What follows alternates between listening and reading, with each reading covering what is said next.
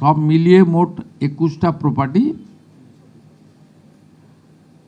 এই জায়গার পরিমাণ হচ্ছে 300 বিঘা। আত্মীয়ের বাড়ি থেকে উদ্ধার হয়েছে নগদ 28.5 কোটি, 22 কোটির সোনা, মোহাম্মদ বাজারের আলিশান বাড়ি, কয়েক একরের পার্কিং লট। তবে এ হলো বীরভূমের নাজিবউদ্দিন মণ্ডল ওরফে টুলুর সেই সম্পত্তি যা চোখে দেখা যাচ্ছে। প্রশ্ন উঠছে, আরও কত সম্পত্তি রয়েছে যা এখনো সামনে আসেনি? সামান্য পাথর শ্রমিক থেকে স্টোন জায়ান্ট হয়ে ওঠা মোহাম্মদ নাজিবউদ্দিন ওরফে টুলু মণ্ডলের সম্পত্তি এখনো চর্চার কেন্দ্রবিন্দুতে। টুলু মণ্ডলের সম্পত্তির যে পরিসংখ্যান মুখ্যমন্ত্রী দিয়েছেন তা চোখ কপালে তোলার মতো। তিনি জানিয়েছেন, সব মিলিয়ে টুলু মণ্ডলের 21টি সম্পত্তি, জমি জায়গার পরিমাণ 300 বিঘা, 7টা বড় বাড়ি, ফার্ম হাউস, 243টা গাড়ি, 2টো পেট্রোল পাম্প রয়েছে। এছাড়াও একটা ইট ভাটা, একটা পার্কিং লট, 3টে পাথর খাদান, 2টো ক্রাশার রয়েছে। উনার যতগুলো অ্যাকাউন্ট এখনো অবধি পেয়েছি, বিভিন্ন অ্যাকাউন্টে 93 কোটি টাকা। সেই 93 কোটি টাকা আমরা টুলু মণ্ডলের অ্যাকাউন্টসগুলোকে আমরা ফ্রিজ করেছি। এর বাইরেও ক্যাশ রিকভারি করা হয়েছে 53 লক্ষ টাকা।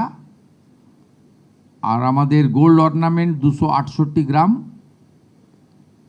400 সিলভার 400 গ্রাম, প্লাটিনাম জুয়েলারি অ্যারাউন্ড 23 গ্রাম, 3 ক্যাশ কাউন্টিং মেশিন পাওয়া গেছে, 1 computer, 2 pen drives, 1 CPU and several documents like road challan, DCR, money receipt, checkbook. টুলু মণ্ডলের এই সাম্রাজ্য তৈরি হওয়ার পিছনে আসলে জাদুকাঠি কি? এর জন্য বিগত তৃণমূল জামানাকেই নিশানা করছে বিজেপি ও সিপিএম। পাহাড়ি নদী থেকে বেআইনিভাবে বালি আর পাথর সরিয়ে নদীর গতিমুখ বদলে দিয়েছে। হাজার হাজার একর জমি জলের তলায় চলে গেছে। তৃণমূল যেখানে থাকবে সেখানে এরকম হবে। ওয়াকফ প্রপার্টি লুট, মানুষের পাট্টা কেড়ে নেওয়া, দেবোত্তর সম্পত্তি লুট, এ সমস্ত নিয়েই তৃণমূল।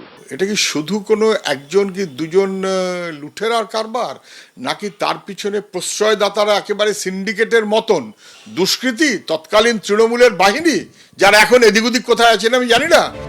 একজন খাদান শ্রমিকের একার পক্ষে এই জায়গায় পৌঁছানো যে অসম্ভব সেটা বলার অপেক্ষা রাখে না।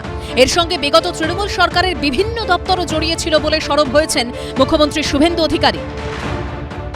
মিনিমাম তো 5-7 বছর ধরে হয়েছে, এবং যারা সরকারে ছিলেন এতে রেজিস্ট্রি অফিস ইনভলভ আছে, এতে মোটর ভেহিকেলস ইনভলভ আছে, এতে লোকাল পুলিশ ইনভলভ আছে, এতে লোকাল পঞ্চায়েত ইনভলভ আছে, এই ল্যান্ড ডিপার্টমেন্ট ইনভলভ আছে। এটা হাইয়েস্ট লেভেল থেকে ডাইরেকশন না গেলে যে Mister Mondal is our man, ওর দিকে তাকাবে না, তাই সবাই চোখ বন্ধ করে রেখেছিল।